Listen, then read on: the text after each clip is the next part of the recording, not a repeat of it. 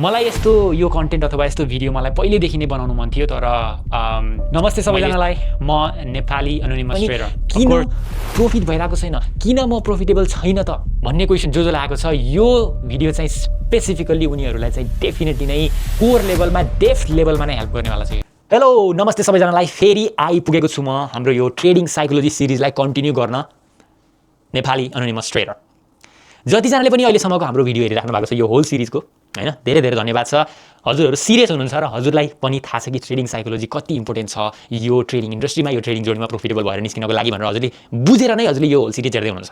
अब अहिलेसम्म कतिवटा भिडियो भयो मलाई काउन्ट पनि छैन हैन 4 5 कति भयो होला मेबी यो 5th 6th 7th कतिवटा भिडियो मलाई त पनि थाहा छैन तर मैले अगाडि नै भनिसकेको थिएँ कि फेरि पनि रिमाइन्ड गराउन चाहे मैले कि 20 और 21 वटा भिडियो हुनेवाला छ यो होल सिरिजमा यो ट्रेडिङ साइकोलोजी भिडियोमा यो 20 देखि 21 वटाको भिडियो सिरिजलाई नै तिमीहरूले कम्प्लिट गर्यौ भने चाहिँ तिमीहरू डेफिनेटली नै साइकोलोजिकली ट्रेडिङमा इमोसनली ट्रेडिङमा स्ट्रगल गरिरहेको छौ भने तिमीहरूले डेफिनेटली आइडेन्टिफाई गर्छौ कि तिमीहरूले केमा काम गर्नु पर्दैछ अब त केमा काम गर्नु बाँकी रहेछ त केमा काम गर्न चुकिरहेको छौ त तिमीहरू ट्रेडिङमा प्रॉफिटेबल हुनको लागि भनेर त्यो कुरा तिमीहरूले थाहा पाउँछौ।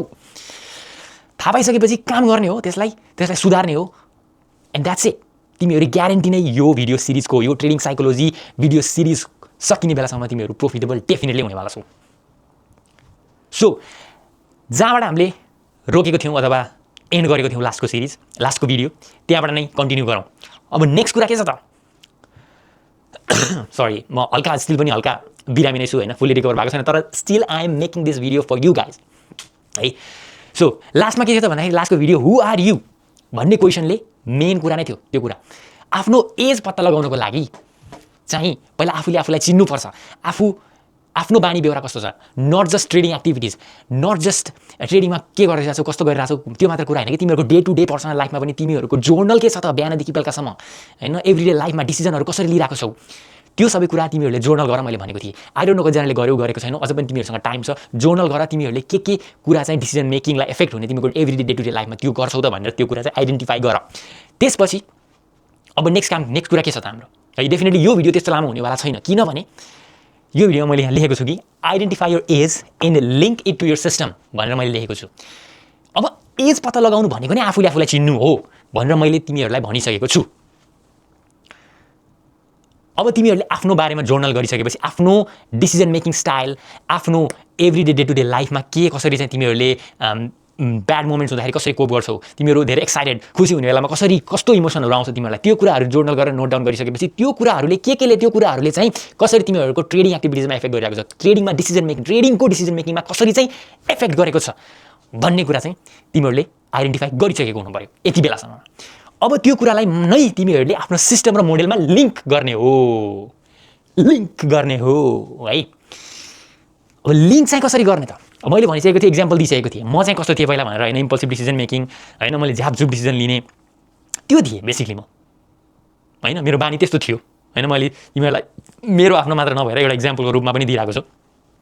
अब त्यो कुरालाई नै लिङ्क गर्नु पर्यो आफ्नो सिस्टम र मोडेलमा हैन। अब तिमीहरूले पनि लेट्स से तिमीहरूको इक्जाम्पल पनि मैले दिएँ तिमीहरू त्यसरी नै इम्पल्सिभ डिसिजन लिइरहेको छौ रे हैन। अब त्यति बेला चाहिँ म इक्जाम्पल मात्रै दिइरहेको छु कसरी लिङ्क गर्ने भनेर त्यति बेला चाहिँ तिमीहरू ल इम्पल्सिभ डिसिजन मेकर छौ रे तिमीहरू डे टु डे लाइफमा अब त्यो कुराले चाहिँ कति एफेक्ट गरिरहेको छ त तिमीहरूको ट्रेडिङ एक्टिभिटीमा ट्रेडिङ डिसिजन मेकिङमा ट्रेडिङ इदर त्यो ट्रेड विन हुन्छ या लस हुन्छ हैन त्यो तिमीहरूको डिसिजन मेकिङले चाहिँ कसरी एफेक्ट गरिरहेको छ हैन। अब अफकोर्स ब्रेकआउटमा छिर्यो इम्पल्सिभ डिसिजन मेकिङ गरेर त्यसपछि के भयो त लस भयो अथवा प्रॉफिटै भयो जेसुकै होस् हैन। अब त्यो कुरा त तिमीहरूको नराम्रो रहेछ नि त हैन भनेको इम्पल्सिभ डिसिजन लिनु भनेको चाहिँ तिमीहरूको ट्रेडिङ सिस्टम र मोडेलमा चाहिँ एउटा प्रोफिटेबल सिस्टम जुन छ नि तिमीहरूको प्रोफिटेबल सिस्टम चाहिँ यति बेला तिमीहरूले भेटिसकेको हुनु पर्यो हैन। त्यो सिस्टम र मोडेलमा चाहिँ तिमीहरूको इम्पल्सिभ डिसिजन मेकिङले चाहिँ ब्याड इम्प्याक्ट नराम्रो गरिरहेको रहेछ नि त भनेपछि तिमीहरूले त्यो कुरामा काम गर्नुपर्छ है भनेर बुझ्यौ नि त तिमीहरूले इम्पल्सिभ डिसिजन मेकिङ चाहिँ तिमीहरूले गर्नु भएन है भनेर बुझ्यौ हैन। तिमीहरू हल्का पेसेन्स हुनु पर्दो रहेछ है तिमीहरू हल्का सोच्नु पर्दो रहेछ है हल्का होल्ड अप के गरिरहेको छु मैले वरिपरि सराउन्डिङमा के भइरहेको छ हल्का एनालाइज गरेर चाहिँ जम्प गर्नुभन्दा अगाडि हल्का अझै कन्फिडेन्सहरू राखेको चाहिँ राम्रो हुँदो रहेछ नि त हैन। सेम थिङ मेरो पनि त्यही थियो हैन ब्रेकआउट हुने बित्तिकै छिर्दिने तर त्यसपछि चाहिँ मैले के गरेँ त भन्दाखेरि कन्फ्लुएन्सहरू एड गरेँ ठ्याक्क राइट टाइममा चाहिँ एक्जिक्युसन गर्ने बेलामा चाहिँ अझै मैले के कुराहरूमा चाहिँ मैले पोइन्ट आउट गरेँ भने, अझै के कुराहरू मैले एड गरेँ भने, अझै मैले के कुराहरू चाहिँ कन्फर्मेसनको लागि कुरेँ भने चाहिँ मेरो ठ्याक्क राइट टाइममा म एक्जिक्युट गर्न सक्दो रहेछु त भनेर त्यो कुराहरू एड गरेँ मैले। यो कारणले यो मेरो इम्पल्सिभ डिसिजन मेकिङ नै नराम्रो कुरा रहेछ मेरो सिस्टम र मोडेललाई भन्ने कुरा थाहा पाइसकेपछि मैले त्यसलाई रिजल्भ गर्नको लागि के गरेँ त भन्दाखेरि मैले कन्फ्लुएन्सेसहरू एड गरेँ। यसलाई मैले हैन इम्पल्सिभ डिसिजन मेकिङलाई मैले चाहिँ हटाउनको लागि चाहिँ कन्फ्लुएन्सहरू एड गरेँ मैले हैन, कन्फ्लुएन्सेसहरू एड गरेँ मैले। अब फेरि कसैले फेरि के गर्छ कन्फ्लुएन्सहरू एड गर्नलाई, दुनियाँ 5-10 वटा कन्फ्लुएन्स एड गर्छ फेरि हैन। त्यस्तो भयो भने पनि के भयो फेरि तिमीहरूको धेरै भयो, तिमीहरूको धेरै कुरा सोच्यौ फेरि हैन, धेरै कुरा सोच्न थाल्यो अनि तिमीहरूको त्यो मुभै मिस भइहाल्यो। त्यस्तो हुन्छ फेरि हैन। त्यही भएर एक्ज्याक्टली तिमीहरूले चाहिने कन्फ्लुएन्स मात्र एड गर्नु पर्यो हैन। अब चाहिने कन्फ्लुएन्स कतिवटा हो त, फेरि कति हो त एक्ज्याक्ट चाहिने भनेको कुरा भने त्यो पनि तिमीलाई थाहा त हुँदैन फेरि।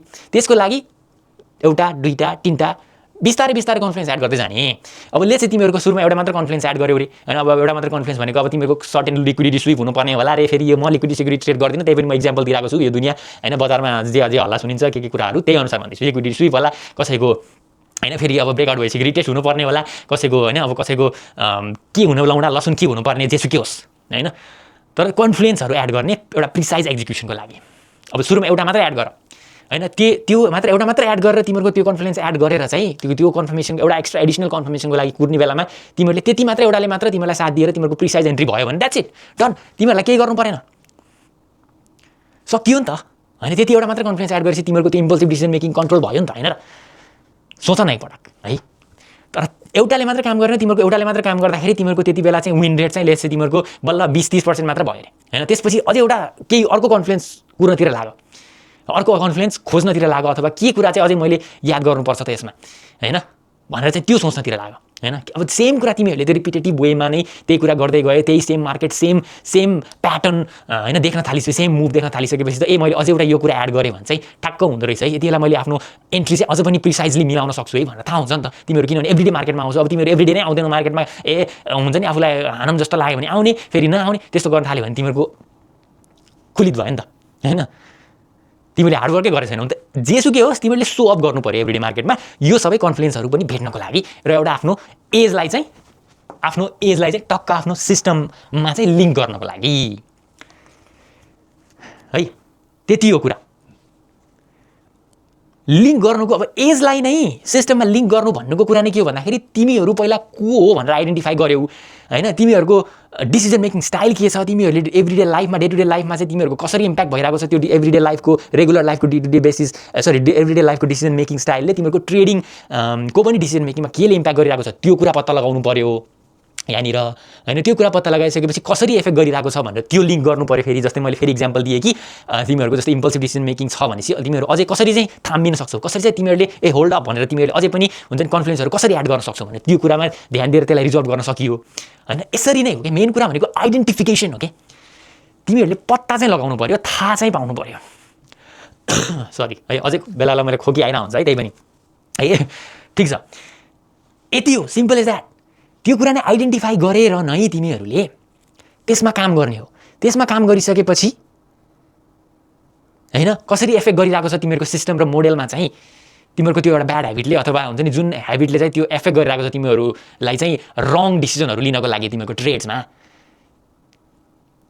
त्यो कुरा नै आइडेन्टिफाई नै भइसकेपछि तिमीहरूको अलमोस्ट 70-80% नै त्यो प्रब्लम रिजल्भ भइसक्यो कि आइडेन्टिफाई गरिसकेपछि हैन।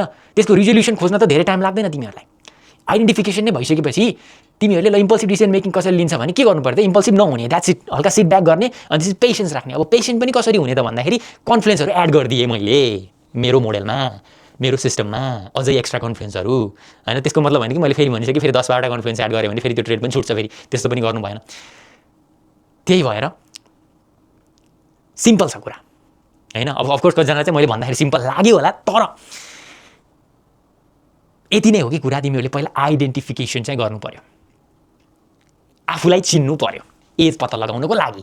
एज पत्ता लगाइसकेपछि सिस्टममा चाहिँ कसरी लिङ्क गर्ने र सिस्टमलाई चाहिँ अझ पनि कसरी बेटर बनाउने र एक्जिक्युसनलाई चाहिँ अझ पनि कसरी प्रिसाइज बनाउने भन्ने कुरा चाहिँ त्यसरी चाहिँ बुझ्ने हो।